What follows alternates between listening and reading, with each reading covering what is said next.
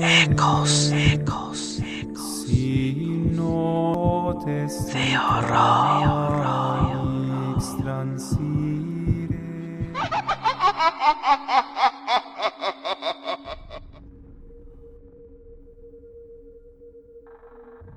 Las serpientes del sueño.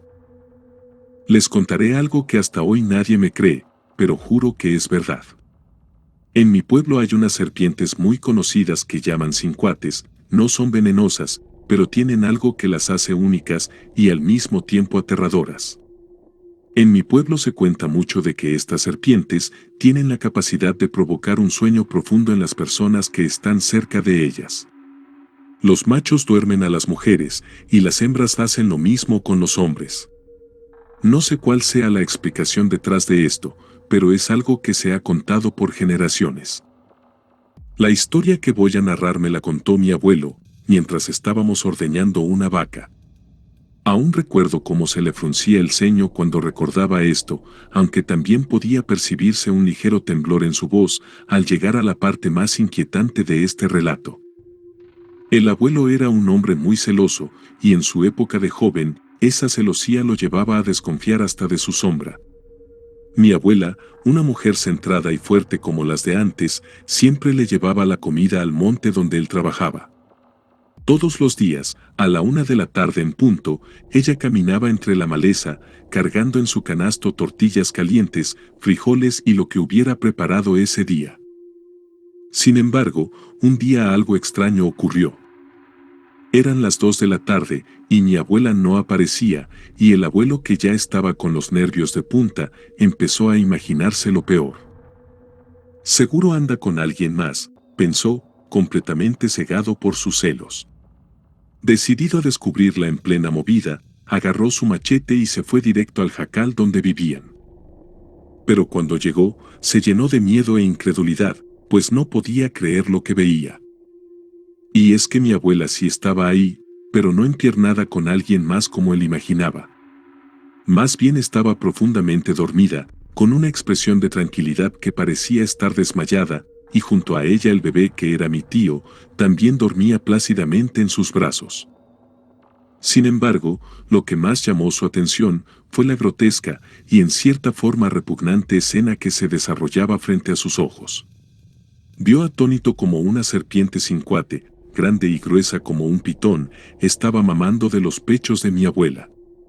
El abuelo quedó paralizado unos segundos, tratando de entender lo que veía. Pero lo más extraño de todo no era solo eso, sino que lo que más le sacó de onda fue que la cola de la serpiente estaba metida en la boca del bebé y él la succionaba como si fuera su biberón. Era una escena tan absurda como aterradora, algo que desafiaba toda lógica, ya que no entendía cómo eso era posible. Con su cabeza mareada por la confusión que eso le causaba, la sangre del abuelo hirvió al instante. No sabía si estaba enojado con la serpiente o con su mujer por no percatarse de lo que estaba sucediendo.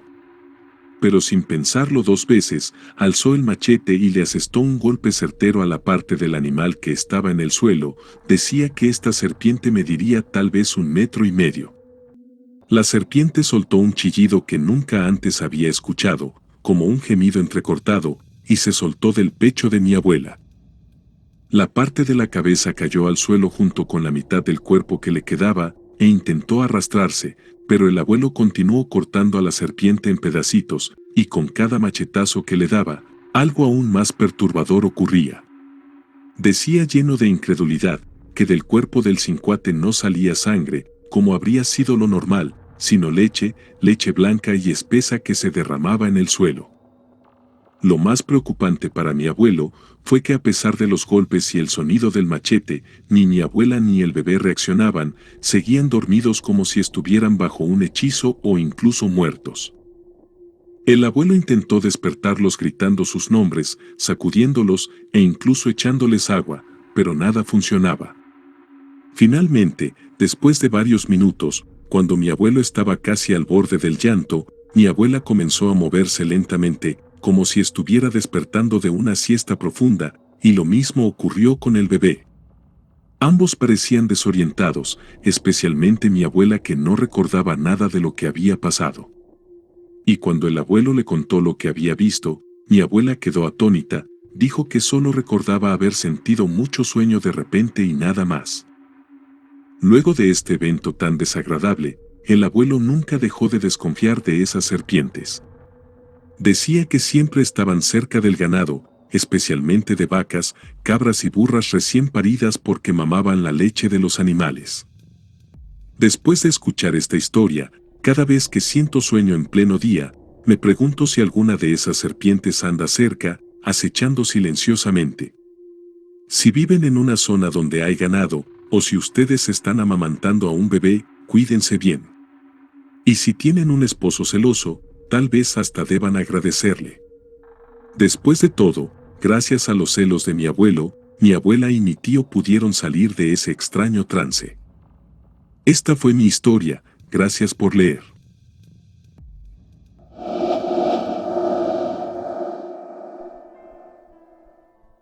La despedida de mi padre.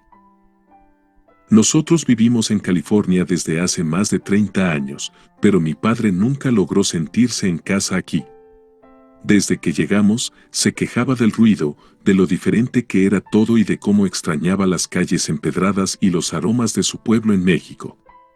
Su insistencia por volver era constante, hasta que un día, cuando por motivos de trabajo la vida nos había llevado por caminos distintos, decidió regresar solo. Para ese entonces mi madre ya había fallecido, y él se quedaba en la casa de mi hermano, quien aún era soltero, y vivía aquí en California.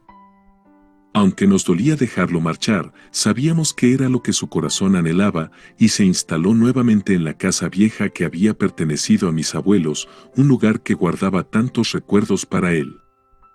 Años después, hace 5 para ser exactos, recibimos una llamada inesperada desde el pueblo de mi abuelo. En esa llamada nos avisaron que mi padre estaba muy grave, y sentí como el aire me faltaba al escuchar esas palabras. Nadie lo dijo directamente, pero en el fondo sabíamos que su tiempo estaba llegando a su fin. Entonces, dejando todo de lado, mi hermano menor llamado Hugo, tomó el primer vuelo a México para estar a su lado. Yo quería acompañarlo, pero mis responsabilidades me lo impidieron, y como siempre él asumió la responsabilidad. Yo me encargo, me dijo con voz firme antes de salir. Y 5 días después, ocurrió lo inevitable. Mi padre falleció. La noticia llegó como un golpe que me dejó aturdida, y esa noche, mientras trataba de digerir lo ocurrido, mi teléfono sonó. Era Hugo. Su voz estaba quebrada, llena de un dolor tan profundo que apenas podía hablar. «Me siento mal, hermana», me dijo entre sollozos. Al ver su cuarto, su cama, sus cosas, me da mucha tristeza. Sentí como su dolor atravesaba la línea telefónica, y mientras intentaba consolarlo, yo misma luchaba por contener mis lágrimas. En el fondo, sabía que nada de lo que pudiera decir aliviaría el peso de su pérdida. Al igual que Hugo, me imaginaba ese cuarto vacío, la ropa aún colgada en el perchero, y el aroma de mi padre impregnado en las paredes. Tenía el teléfono en altavoz, y mi esposo, que estaba en la sala viendo televisión, podía escuchar nuestra conversación. Su mirada ocasional hacia mí reflejaba la empatía que sentía por nuestro dolor. Sin embargo, lo que ocurrió a continuación nos dejó a todos petrificados. De repente, mientras Hugo seguía hablando, una voz grave y firme interrumpió desde el silencio. «Hugo», gritó.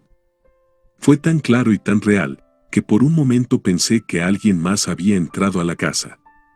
Pero no podía ser, ya que esa era la inconfundible voz de mi padre. Eso no tenía sentido, pues él ya no estaba entre nosotros. En ese momento Hugo y yo guardamos silencio, esperando a ver qué más sucedía, y para nuestra incredulidad, la voz continuó hablando. «Hugo, ya no llores, estoy bien. Ya no me duele nada, no lloren». Sentí un escalofrío recorrer todo mi cuerpo, y mi esposo, quien también lo había escuchado, se levantó de inmediato del sillón y entró en la habitación con los ojos desorbitados. «¿Tú también lo escuchaste?», le pregunté con una voz en tono bajito. Él solo asintió, incapaz de articular palabra. Al otro lado de la línea, Hugo habló y me preguntó: ¿escuchaste eso? Lo hizo con una voz que reflejaba su nerviosismo. Sí, lo escuché, le respondí casi susurrando. Luego de esto, durante unos minutos nadie habló. Solo el silencio nos envolvía, roto únicamente por el sonido de nuestras respiraciones agitadas. En mi mente trataba de buscar una explicación. ¿Esto había sido real o simplemente fue una alucinación causada por el dolor? Pero no podía ser nada de eso, ya que los tres lo habíamos escuchado. Inclusive mi esposo, que siempre había intentado ser escéptico y racional con estas cosas, estaba pálido. ¿Qué fue eso?, murmuró finalmente, pero nadie tenía una respuesta. La voz de mi padre había llegado desde algún lugar que no comprendíamos, trayendo consigo un mensaje que, aunque reconfortante, nos dejó aterrados. Hasta hoy, seguimos preguntándonos qué ocurrió realmente esa noche. Y aunque sé que nunca obtendremos una explicación clara, sabemos que fue algo más allá de nuestra comprensión. Gracias a todos por llegar hasta el final de este video.